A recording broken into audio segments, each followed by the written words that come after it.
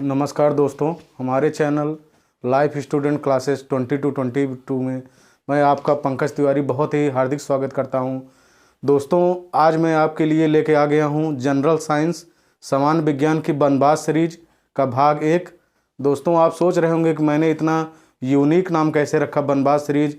तो दोस्तों, ये बताइए कि जो भी स्टूडेंट यहाँ इलाहाबाद में रह रहा है, जो कि अपने घर से इतने किलोमीटर दूर तैयारी करने के लिए आया है, अपने घर से दूर, जो कि अपने घर के माँ का लाडला है, यहाँ पे आके एक टाइम खा रहा है और वो भी कभी कभी तो वो भी नसीब नहीं हो रहा है। तो ये क्या है दोस्तों? बनबास ही है। तो इसीलिए उसी बनबास को ख़त्म करने के लिए मैं यह बनबास सीरीज में आपके लिए लेके आ गया हूँ। और ये जनरल साइंस आपके बनबास को निश्चित रूप से ख़त्म करेगी। आप यहाँ से नौकरी लेके जाएंगे, आप अपने माँ के बाप के सपनों को पूरा करेंगे और एक दिन माँ का लाडला अपने बनबास को ख़त्म करके और नाम रोशन करेगा। और ये जो मेरी जनरल साइंस की क्लास है उस आपके बनबास को ख़त्म करने में बहुत ही हेल्प करेगी। इसीलिए ये यूनिक नाम मैंने रखा हुआ है कि बनबास सीरीज भाग 1। दोस्तों, मैं NCERT की स्टार्ट कर रहा हूँ। आपको बहुत सारे मैटर यूट्यूब पे हैं, लेकिन मैं यूनिक कंटेंट मैटर आपको लेके आ गया हूँ। डायरेक्ट आपको बुक से क्लास 6 to 10 पूरी जनरल साइंस में ख़त्म करूँगा। ये मेरा आपसे प्रॉमिस है, क्योंकि रेलवे ग्रुप डी का एग्ज़ाम नज़दीक है, NTPC की भी एग्ज़ाम डेट आने वाली है और आप जो है Allahabad high court group C group D का भी पेपर होने वाला है। उसके बाद दोस्तों, आपकी जनरल साइंस 1 महीने के अंदर अंदर पूरा 6 to 10 मैं ख़त्म करूँगा। ये मेरी प्रॉमिस है आपसे, ये मेरी गारंटी है। और बहुत सारे एग्ज़ाम आगे आने वाले हैं जिसमें जनरल साइंस आपको मदद करेगा, चाहे वो SSC के एग्ज़ाम हो, अभी जो है CHSL का फार्म आ गया है, CGL का भी आने वाला है, बैंक का हो, रेलवे हो, group C group D, Allahabad high court, RO ARO, जो भी एग्ज़ाम देने जाएंगे दोस्तों, उसमें समान विज्ञान का बहुत बड़ा रोल होता है। तो आज उसी सीरीज में मैं बनबास सीरीज लेके आ गया हूँ। निश्चित रूप से आपका बनबास अब खत्म होने वाला है। वो घड़ियाँ आ गई हैं जब आप यहाँ से जो है माला पहन के उसके बाद नौकरी लेके जाएंगे, माँ बाप का नाम रोशन करेंगे। तो आप जैसा कि आप मेरा थंबनेल देख रहे हैं, बनबास सीरीज भाग 1 समान विज्ञान NCERT बुक्स, और क्लास 6 से मैं स्टार्ट कर रहा हूँ। बिल्कुल बेसिक से दोस्तों आपको बताया जाएगा। हो सकता है कि आपको लगे कि थोड़ा सा ये सिंपल है, लेकिन दोस्तों बिल्कुल जिसको आता है उसके लिए सिंपल होगा। कुछ बच्चे हैं जो नए आए हैं, जो हाई स्कूल पास आउट हुए हैं, उसके बाद वो कंपटीशन में आ गए हैं, तो बिल्कुल बेसिक से क्लास 6 से पढ़ाना स्टार्ट करूँगा, क्लास 10 तक ले जाऊँगा। एक एक मैटर पूरा पॉइंट वाइज पूरा फुल एक्सप्लेनेशन आपको मिलेगा। दोस्तों, यहाँ पे देखते हैं हमारी जो NCERT की क्लास 6 की बुक है, उसका पहला हमारा अध्याय है भोजन। यह कहाँ से आता है? बिल्कुल दोस्तों, ये जो हमारी डेली लाइफ है, बिना भोजन के हमारा जीवन संभव नहीं है, हमको भोजन की ज़रूरत पड़ती है।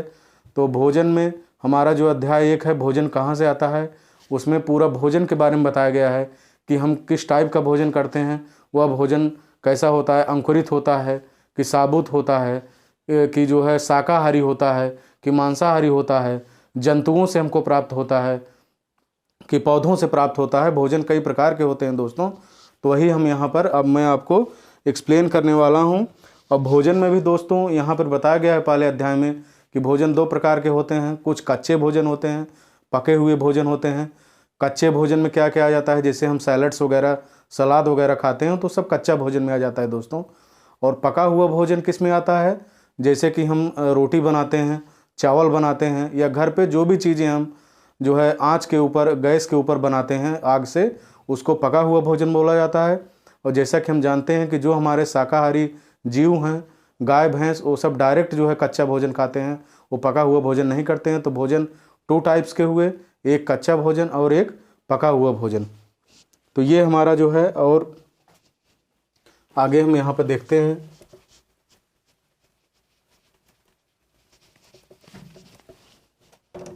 भोजन में मैंने आपको 2 टाइप बताया,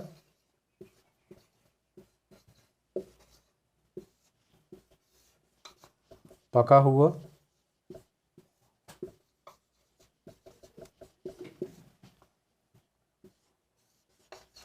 कच्चा,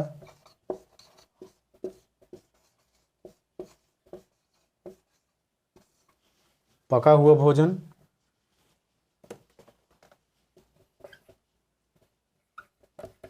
घर में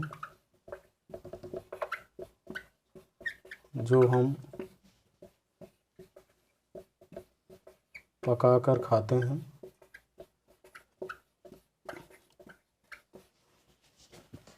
शाकाहारी जानवर।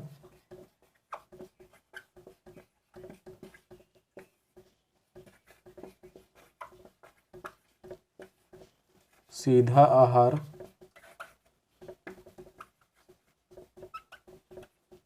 शाकाहारी भोजन जो सीधा आहार करते हैं वो आपका कच्चा भोजन हो गया, पका हुआ भोजन हो गया, और इसमें आपके सलाद भी आ जाता है। जो सलाद हम लेते हैं साथ में वो भी आपका कच्चा भोजन में ही आता है। तो ये हो गया आपका भोजन के प्रकार। इसके बाद आगे हम देखते हैं कि कोई भी खाद्य व्यंजन होगा तो उसमें कुछ कुछ संघटक मिले होंगे, कंपोनेंट्स उसके होंगे, वो भी हम देखते हैं। जैसे कि आपका जो है इडली आप बनाते हैं तो उसमें बहुत सारी चीज़ें लगती हैं, चिकन करी आप बनाते हैं तो बहुत सारी चीज़ें लगती हैं। उसके बाद आपका खीर हो गया, तो जैसे अगर आप खीर बनाएंगे तो आप उसमें दूध डालेंगे, आप उसमें चीनी डालेंगे और उसमें आप चावल डालेंगे। तो जो भी इंग्रेडिएंट्स आप उसमें अप्लाई करते हैं, जो भी आपका पका हुआ भोजन होता है, तो उसका कंपोनेंट, उसका संघटक बोला जाता है दोस्तों। तो बहुत ही सिंपल चीज़ें हैं, लेकिन हमको शुरुआत से पूरी एनसीईआरटी पढ़ते हुए चलना है। अगर कोई चीज़ एनसीईआरटी में दी हुई है तो दोस्तों वो ऐसे ही नहीं दिया हुआ है, उसका कुछ रीज़न है जो इसमें एक एक चीज़ हम जानेंगे। और भी बहुत सारे खाद्य पदार्थ हैं, जैसे बहुत टाइप की हरी सब्जियां होती हैं जो हम घरों में उसकी सब्जी बनाते हैं, उसको पकाकर ही बनाते हैं। और इसी चैप्टर में आगे हम बढ़ेंगे कि कौन कौन से जानवर, जीव का नाम, खाया जाने वाला भोजन, कौन कौन से जीव होते हैं, कैसा भोजन करते हैं। जैसे कि आप जानते हैं कि जो ह्यूमन बींग्स है वो तो सर्वाहारी ओमनीवोरस में आता है, वो शाकाहारी भी होता है, मांसाहारी भी होता है, और जो मांसाहार करता है उसको भी वो खाता है। तो हमारा ह्यूमन बींग्स ओमनीवोरस में आता है, सर्वाहारी मतलब सब कुछ खाता है। और जो ओनली शाकाहारी होते हैं, जिसको हम हर्बीवोरस बोलते हैं, जो हर्बीवोरस होते हैं वो केवल वेजिटेबल्स को खाते हैं, वो हरी सब्जियां खाते हैं। और जिसमें नॉनवेज या नॉनवेज जिसमें मांस सम्मिलित नहीं हो, सभी चीज़ें आपका हर्बीवोरस शाकाहारी में आता है। और जो लोग मांस खाते हैं, कुछ जानवर होते हैं, जैसे आपका शेर हो गया, आपका जो है बाघ हो गया, चीता हो गया, लकड़बग्घा हो गया, ये सब जो है मांसाहारी, जिनको कार्निवोरस बोला जाता है। Carnivorous is eat only flesh, जो कि केवल मांस को खाते हैं दोस्तों। और आपका जैसे कि जो बाज होता है, बाज पक्षी, वो आपका ओमनीवोरस में आता है। तो दोस्तों यहाँ पर हमने कैटेगरी सीखी, कौन कौन सी कैटेगरी कौन कौन से जंतुओं के लिए होती है। बहुत ज़्यादा कुछ इस पहले चैप्टर में नहीं है, सब चीज़ें बहुत सिंपल हैं। तो हम ऐसे जल्दी जल्दी आगे बढ़ रहे हैं। और क्लास 6 की बुक में जहाँ तक है 3 से 4 डेज में पूरी बुक ख़त्म कर दूँगा क्लास 6 की। और यहाँ पर हम देखते हैं कि कुछ अध्याय 1 में कुछ फलों के नाम, कुछ जंतुओं के नाम दिए गए हैं को किससे क्या बिलोंग करते हैं, मैं जल्दी जल्दी आपको बता देता हूँ। दूध, दही, पनीर, घी, ये किस में आता है? ये दोस्तों हमारा आ जाता है, सभी जंतु उत्पाद आते हैं। पालक हो गया, फूल गोभी हो गया, गाजर दोस्तों ये किस में आ जाता है? सब्जियां आती हैं। शेर एवं बाघ क्या हैं? शाकाहारी हैं। और आपका ये जो शाकाहारी होते हैं, ये जो मांसाहारी होते हैं, ये दूसरे जंतुओं को खाते हैं। तो दोस्तों, और आप जो है एनसीईआरटी की बुक, ये कहीं से हम दावा नहीं कर रहे हैं कि मैं इधर उधर से कंटेंट ले आ रहा हूँ। आप बुक अपने सामने रखिए, बुक रख कर पढ़िए, पूरे कंटेंट आपको एनसीईआरटी से मिलेंगे। मैं पूरी एक एक चीज़ एनसीईआरटी से, कहीं से कुछ कॉपी पेस्ट यहाँ पे नहीं है, यहाँ पे डायरेक्ट बुक से पढ़ाया जा रहा है। आप मार्केट में जाइए, क्लास 6 की एनसीईआरटी की बुक परचेज कर लीजिए, उसके बाद जो है कंटेंट को देखिए, समझिए। आपका अध्याय 1 खत्म हो गया, आपका अध्याय 2 अब स्टार्ट होता है। भोजन के घटक, कंपोनेंट कौन कौन से, इसमें आप कुछ एग्जाम के पॉइंट ऑफ व्यू से बहुत सारी चीज़ें मैं बताऊंगा। करीब भोजन के घटक से 5 क्वेश्चन एग्जाम में आने वाले हैं, जो कि आप खुद आगे देखेंगे।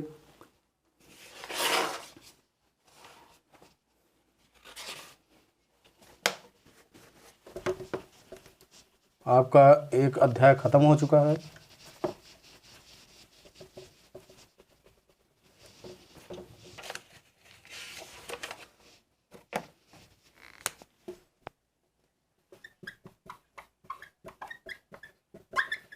एक्सरसाइज 2 आपका ये है भोजन के घटक।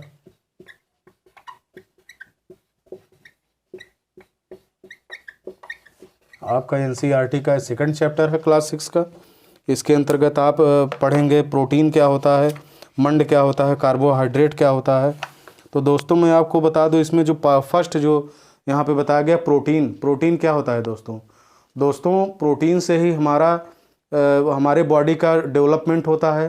प्रोटीन जो भी हमारे बॉडी के लिए बहुत ही ज़रूरी होता है, उससे ही हमारे शरीर के डेवलपमेंट, सेल्स में प्रोग्रेस होती है, हमारी कोशिकाओं में वृद्धि होती है, हमारे शरीर का विकास होता है, जिसमें प्रोटीन जो है बहुत बड़ी भूमिका निभाता है। कार्बोहाइड्रेट में हम आते हैं दोस्तों। कार्बोहाइड्रेट जो होता है हमारी बॉडी के लिए इंस्टेंट एनर्जी के लिए बहुत ज़रूरी होता है। तुरंत अगर हमको ऊर्जा चाहिए तो हमको कार्बोहाइड्रेट चाहिए।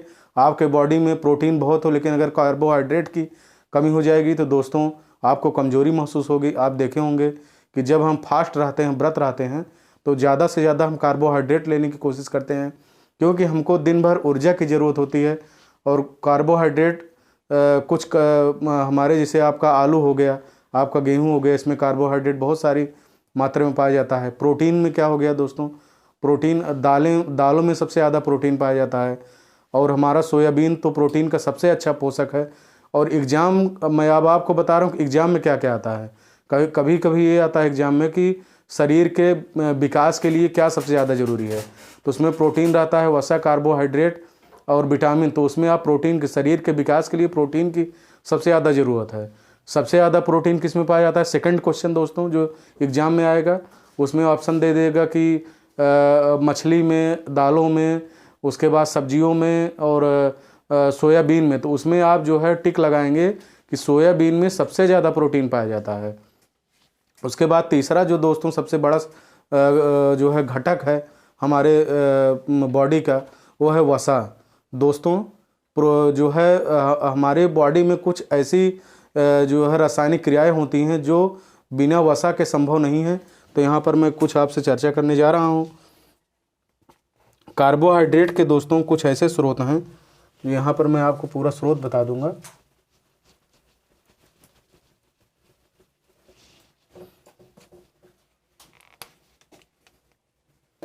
कार्बोहाइड्रेट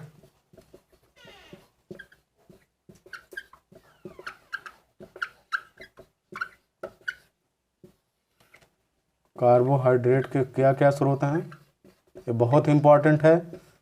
एग्जाम के पॉइंट ऑफ व्यू से बहुत ही इंपॉर्टेंट क्वेश्चन बताने चल रहा हूँ, चाहे तो आप नोट कर लीजिए, क्योंकि हमेशा पूछा जाता है कि उसमें आपको ऑप्शन में दे देगा कि इसमें किस में कार्बोहाइड्रेट पाया जाता है। तो आपकी दोस्तों आप जानते होंगे शकरकंदी का नाम सुने होंगे। जो शहर के बच्चे हैं उनको तो मैं नहीं कह सकता, लेकिन जो गांव के बच्चे होंगे, शकरकंद इसको कहीं कि गंजी के नाम से भी जाना जाता है। हम लोग बचपन में गंजी भी इसको बोलते थे। आलू हो गया, कार्बोहाइड्रेट का सबसे बड़ा स्रोत है। गन्ना हो गया, गेहूं हो गया दोस्तों, चावल हो गया। आपको पता ही है कि इंस्टेंट एनर्जी अगर किसमें सबसे ज़्यादा होती है, चावल खाने के बाद आपका पेट तुरंत जो है भर जाता है, लेकिन बाद में भूख भी लगने लगती है। बाजरा हो गया, तरबूज हो गया दोस्तों, बहुत ही इंपॉर्टेंट है ये जो मैं बता रहा हूँ। आपका आम हो गया आदि, बहुत सारी ऐसी चीज़ें हैं जिसमें कार्बोहाइड्रेट पाया जाता है। कार्बोहाइड्रेट के बाद जल्दी से हम देखते हैं कि सबसे ज़्यादा वसा किस में पाया जाता है।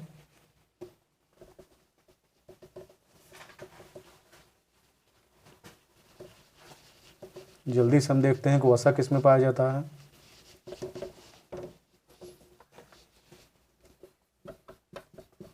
वसा के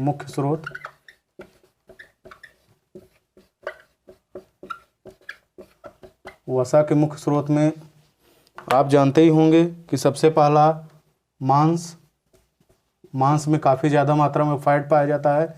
इसीलिए जो भी लोग हार्ट के पेशेंट होते हैं उनको डॉक्टर हमेशा मना करते हैं कि मांस ना खाइए।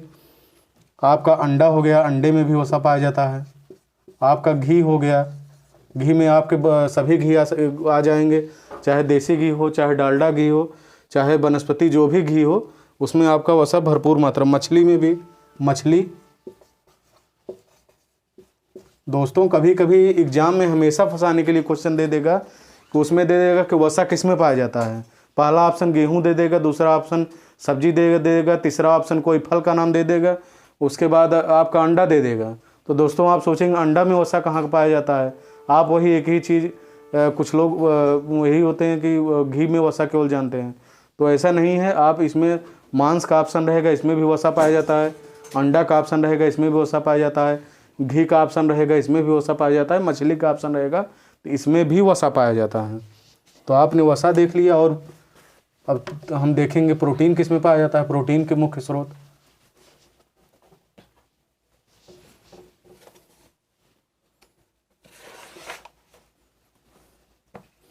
प्रोटीन के प्रमुख स्रोत कौन कौन से हैं। एग्जाम के पॉइंट ऑफ व्यू से बहुत ही इंपॉर्टेंट, हमेशा किसी न किसी एग्जाम में क्वेश्चन आता रहता है। और रेलवे में तो आप जानते ही हैं कि 30 क्वेश्चन साइंस से आने वाले हैं, तो जान लीजिए कि आपके लिए अमृत है। प्रोटीन कोई भी दाल हो, कोई भी दाल,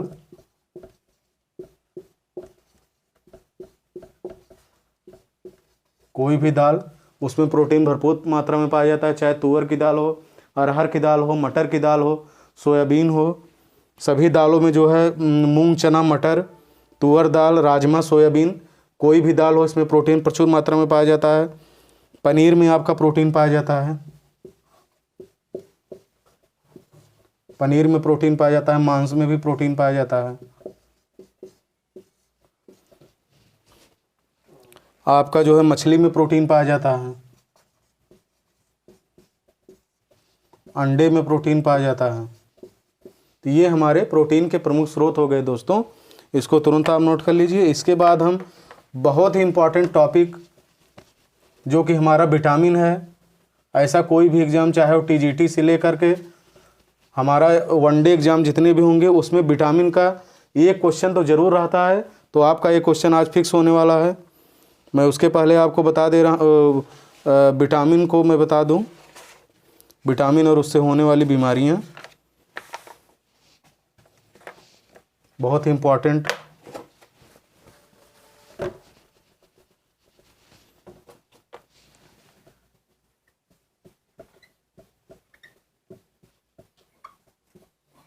विटामिन और उससे संबंधित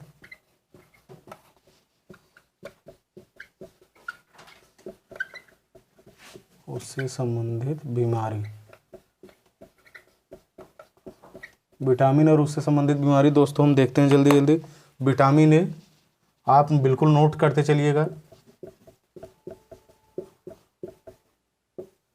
और इसी के साथ मैं भी बताते चलूँगा कि विटामिन ए सबसे ज़्यादा किस में पाया जाता है।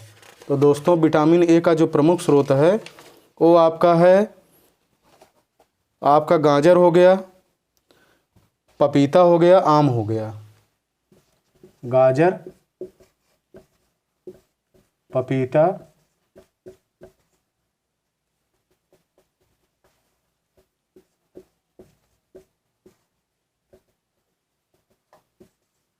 गाजर, पपीता और आम, इसमें जो है विटामिन ए पाया जाता है। और इससे होने वाली बीमारी कौन सी है? दृष्टिहीनता। हमको पता ही है कि आँखों के लिए सबसे ज़्यादा इम्पॉर्टेंट अगर कोई विटामिन है तो है विटामिन ए। इससे होने वाली बीमारी दृष्टिहीनता, आँखों की रोशनी चली जाती है, जिसको आप ग्लूकोमा या रतौंधी भी कह सकते हैं। कि विटामिन जो रतौंधी बीमारी होती है, एक एग्जाम के पॉइंट ऑफ व्यू से क्वेश्चन और आ गया कि रतौंधी किसकी कमी से होती है, तो विटामिन ए की कमी से रतौंधी होती है। रतौंधी में क्या होता है, ये भी एग्जाम में पूछा जाता है, ऑप्शन में आता है, बहुत सारे एग्जाम में आ चुका है प्रीवियस ईयर क्वेश्चन में, कि रात को दिखाई नहीं देता रतौंधी में। तो दृष्टिहीनता किससे आती है? विटामिन ए प्रमुख स्रोत गाजर, पपीता, आम। एग्जाम में भी आता है कि इसमें से विटामिन ए का प्रमुख स्रोत कौन सा है। तो 3 क्वेश्चन आपको विटामिन ए से ही मिलने वाले हैं कि आंखों के लिए क्या ज़रूरी है। उसमें कई ऑप्शन होते हैं, vitamin A, vitamin B, vitamin C, vitamin D, तो तुरंत आप टिक मार देंगे कि आंखों के लिए विटामिन ए ज़रूरी होता है। और एग्जाम में आता है विटामिन ए के प्रमुख स्रोत क्या है, तो गाजर, पपीता, आम। वैसे ज़्यादातर मैंने बहुत सारे, जैसे हाई कोर्ट का मैंने एग्ज़ाम दिया था, SSC CHSL मैंने देखा था, उसके बाद जो है Allahabad high court group C वाले में आया था, तो उसमें गाजर ही ऑप्शन में ज़्यादातर रहता है। विटामिन ए के प्रमुख स्रोत में चारों ऑप्शन में गाजर ही दिया रहता है, क्योंकि सबसे ज़्यादा विटामिन ए गाजर में ही पाया जाता है। और ये आप देख लीजिए, तुरंत हम देखते हैं बहुत ही important vitamin B. Vitamin B से भी आपके 3 से 4 क्वेश्चन आते हैं एग्जाम में। विटामिन बी कॉम्प्लेक्स से विटामिन बी में आपका आता है, विटामिन बी के स्रोत में आपके आ जाते हैं चावल। चावल में भी दोस्तों ब्राउन राइस, ये जो है बिल्कुल आप क्लियर कर लीजिएगा कि लोगों को ये जो है भ्रम रहता है कि जो हम घरों में चावल, जो आजकल पॉलिश्ड चावल आ रहे हैं, जो कि हम अपने घरों पे जब जिस समय चावल को हम फ्रेश करवाते हैं तो पूरी का पूरा उसको एकदम पॉलिश मरवा देते हैं, तो वो किसी काम का नहीं रह जाता हमारे लिए। जो ब्राउन राइस, मतलब आप देखें कुछ बच्चे ऐसे होंगे जो बहुत, आजकल तो ये सुविधा हो गई है कि डायरेक्ट हमारे घरों पे जो है पूरी राइस मिल आ जाती है, और वहीं पर वन टाइम में पूरा हमको एक तरफ से इनपुट डालते हैं, दूसरी तरफ एकदम पूरा एकदम साफ चावल हमको मिल जाता है। लेकिन पहले एक पॉलिशर होता था, एक जो है उसको वो हटाने के लिए होता है, उसमें जो आप ब्राउन राइस देखते थे। तो vitamin A, vitamin B brown rice में पाया जाता है। यहाँ मैं जो चावल लिख रहा हूँ, एग्जाम में भी आता है कि चावल कौन से चावल में पाया जाता है विटामिन बी, कई एग्जाम में आ जा चुका है। तो ये ब्राउन राइस होता है, ब्राउन राइस। ब्राउन राइस में होता है। गेहूं में कुछ मात्रा में पाया जाता है, बहुत ज़्यादा नहीं होता है। और गेहूं में भी आजकल एक ब्लैक व्हीट, काला गेहूं, काले कलर का होता है, उसमें सबसे ज़्यादा विटामिन बी पाया जाता है। इसलिए काले गेहूं के उस खेती को सरकार बढ़ावा भी दे रही है, लेकिन उतना बढ़ावा नहीं, अभी लोग नहीं जागरूक हुए हैं। काले गेहूं से की दवा बनती है और हमारे हेल्थ के लिए बहुत ही इंपॉर्टेंट होता है। तो गेहूं में दोस्तों मुझे जो बता रहा हूँ, नॉर्मल गेहूं में तो विटामिन बी रहता ही है, लेकिन काले गेहूं में सबसे ज़्यादा पाया जाता है। गेहूं में भी मैं लिख दे रहा हूँ काला गेहूं। सरकार इसको बराबर जो है, अगर आप काला गेहूं की खेती करते हैं तो शायद कुछ आपको प्रोत्साहन राशि भी दी जाती है, ऐसा मुझे पता चला है। और आपका जो लीवर, यकृत, लीवर जो भी, जैसे कि जो भी जानवर होते हैं, जानवरों को जो लोग मांस खाते हैं तो उनका लीवर भी सेल किया जाता है। तो लीवर जो यकृत होती है, लीवर में जो है विटामिन बी पाया जाता है, लीवर में विटामिन बी पाया जाता है। और इससे होने वाली बीमारियां बेरी, इससे जो बीमारी होती है इसकी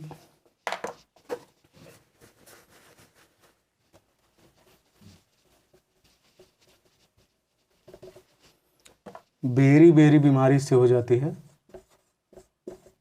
ये भी कई बार एग्जाम में पूछा जा चुका है, विटामिन बी की कमी से कौन सी बीमारी हो जाती है। तो आप क्या लिखेंगे, बेरी। इसके लक्षण क्या होते हैं, आपकी जो हड्डियां एकदम कमज़ोर हो जाती हैं, उसके बाद काम करने की ऊर्जा में कमी आ जाती है, और आप एक सूखा रोग भी, मतलब एकदम सूख जाती है बॉडी, तो उसी को बेरी रोग कहते हैं, जो कि विटामिन बी की कमी से होती है।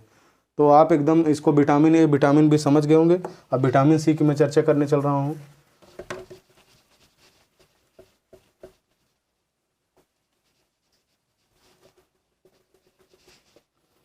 विटामिन सी ये छुपा नहीं है किसी से, बहुत ही हमेशा जो है एग्जाम में आया है, लोग जानते भी हैं कि जितने भी खट्टे फल होते हैं, मुझे बताने की ज़रूरत नहीं है खट्टे फल क्या क्या होते हैं, लेकिन खट्टे फल जितने भी होंगे, चाहे संतरा हो गया, चाहे नींबू हो गया, चाहे आंवला हो गया, जो भी, अगर उसमें खट्टापन है तो उसमें विटामिन सी 100% होगा। और विटामिन सी बहुत इम्पॉर्टेंट क्वेश्चन में बताने चल रहा हूँ कि एग्जाम में क्या आता है, इसमें से किसमें सबसे ज़्यादा विटामिन सी पाया जाता है। विटामिन सी के फल तो आप जानते हैं बहुत सारे होते हैं, लेकिन अब मैं आपको, आंवले में सबसे ज़्यादा विटामिन सी होता है, आंवला। इसको आप एकदम नोट कर लीजिएगा, बहुत प्रीवियस ईयर के आप क्वेश्चन पता करेंगे तो उसमें आ चुका है। सबसे ज़्यादा विटामिन सी, सबसे ज़्यादा विटामिन सी, सबसे ज़्यादा विटामिन सी आंवले में पाया जाता है। और इसकी कमी से आपको पता ही है स्कर्वी रोग हो जाता है। रोग स्कर्वी विटामिन सी की कमी से, ये भी एग्जाम में हमेशा पूछा जाता है कि विटामिन सी की कमी से कौन सा रोग हो जाता है, तो हम तुरंत जो है ऑप्शन में टिक कर देंगे कि स्कर्वी रोग हो जाता है विटामिन सी की कमी से। अब हम विटामिन डी की चर्चा करेंगे।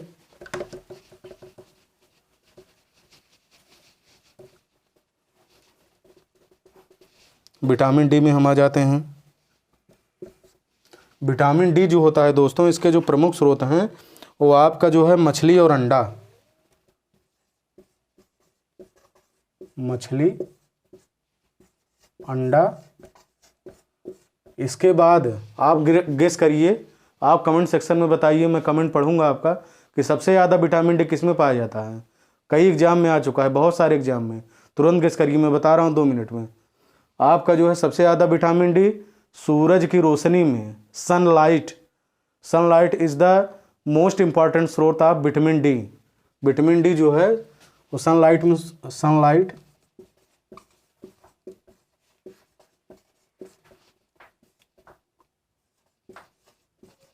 सूर्य की रोशनी,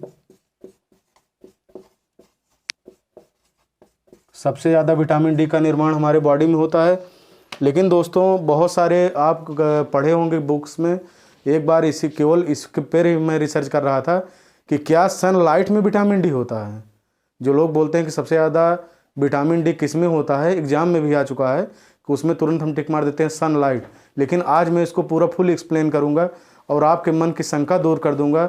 99% हो सकता है कि मैं 99% नहीं कहूँगा, लेकिन ज़्यादातर लोगों को नहीं पता होगा कि सनलाइट में विटामिन डी होता है या कहाँ होता है। तो मैं एक्सप्लेन करूँगा, क्या सनलाइट में विटामिन डी होता है। सनलाइट आ रही है, क्या उसके अंदर कहीं विटामिन डी है? उसके अंदर कहीं नहीं है।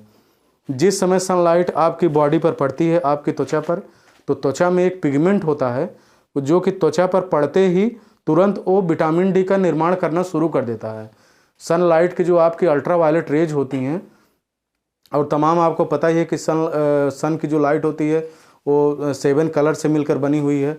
तो जैसे ही आपकी बॉडी पर सनलाइट पड़ती है, वैसे ही आपका बॉडी विटामिन डी का प्रोडक्शन करना शुरू कर देता है। तो आज ये कन्फ्यूजन दूर हो गई कि सनलाइट में विटामिन डी नहीं होती है।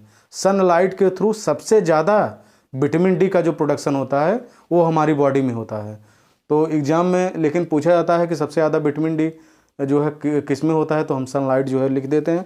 लेकिन sunlight is the only source who is the produce vitamin D in our body through our skin when this is emit on the our skin. तो ये जो है आपका मैं क्लियर कर दे रहा हूँ दोस्तों, पूरा विटामिन और इससे रोग, विटामिन डी की कमी से रोग मैं बता दूं आपको।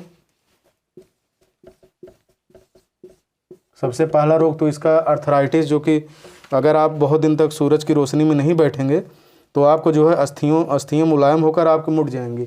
इसकी जो बीमारी होती है रिकेट्स होती है। और रिकेट्स की सबसे बड़ी क्या है कि इसमें हड्डियाँ टेढ़ी हो जाती हैं। कभी भी आप गूगल पे जो है सर्च करके डालिए कि रिकेट्स बीमारी, पूरी हड्डी ऐसे टेढ़ी हो जाए, कर्व बन जाएगी, और बहुत ज़्यादा जोर उस पर पड़ेगा तो टूट भी सकती है। तो विटामिन डी हमारी बॉडी के लिए बहुत ज़रूरी है। आजकल की डेली लाइफ भाग दौड़ भरी ज़िंदगी में लोग बाहर कम निकलते हैं, लेकिन दोस्तों मेरा कहा मानिए कि कोई भी एक हेल्दी आदमी को 15 मिनट पर डे सनलाइट में रहना चाहिए। भविष्य में अगर आप किसी भी हड्डी जनित बीमारी से बचना चाहते हैं तो। विटामिन हमारा पूरा ख़त्म हुआ। इसके बाद हम थोड़ा सा जो है कैल्शियम, आयोडीन और लोहे की चर्चा करेंगे।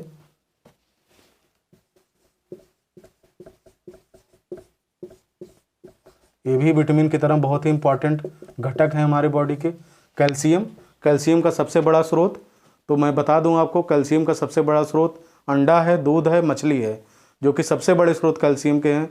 और कैल्शियम हमारी बॉडी में होना बहुत ज़रूरी है, क्योंकि अस्थियां हड्डियों की मजबूती के लिए और दांतों की मजबूती के लिए, हड्डी के स्वास्थ्य के लिए और दांतों के स्वास्थ्य के लिए कैल्शियम बहुत ज़रूरी है। तो ये जो है और इसका स्रोत मैं आपको बता दूं, कैल्शियम सबसे ज़्यादा मैंने बताई है कि अंडा और मछली में सबसे ज़्यादा कैल्शियम पाया जाता है। बीमारी इसकी कमी से, हड्डी कमज़ोर,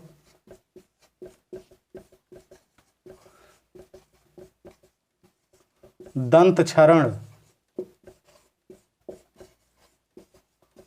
कैल्शियम की कमी रहेगी तो दांतों में क्षरण होने लगेगा, दांत आपके कमज़ोर हो जाएंगे। जब आप ब्रश करेंगे तो धीरे धीरे पूरे दांत आपके एकदम पतले हो जाएंगे। तो कैल्शियम बॉडी के लिए बहुत ज़रूरी है। अब आयोडीन की जल्दी चर्चा कर लें हम।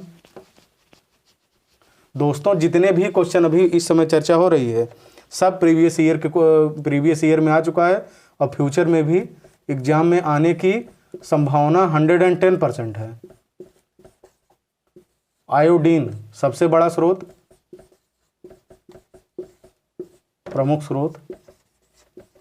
जल्दी से कमेंट सेक्शन में आप बताइए प्रमुख स्रोत क्या रहा होगा। सबसे प्रमुख स्रोत इसका होता है साल्ट, नमक। नमक जो है आयोडीन का सबसे बड़ा स्रोत है। और ये तो एग्जाम में के पॉइंट ऑफ व्यू से कम है, लेकिन इससे होने वाली बीमारी हमेशा एग्जाम में पूछा जाता है कि आयोडीन से होने वाली बीमारी कौन सी है। तो ऑप्शन में रहेगा घेंघा रोग। उसको तुरंत आप जो है टिक कर देंगे कि आयोडीन की कमी से घेंघा रोग होता है, जिसमें आपके गले के पास जो है, गले के पास आपका पूरा ऐसे जो है फूल आता है गला, उसको घेंघा रोग बोला जाता है। तो ये हो गया, हम आयोडीन की चर्चा कर लिए। अब हम चर्चा करेंगे लोहे की, आयरन की। आयरन हमारी बॉडी के लिए बहुत ही इंपॉर्टेंट घटक है, कंपोनेंट है। आयरन, लोहा सबसे ज़्यादा पाया जाता है हरी सब्जियों में।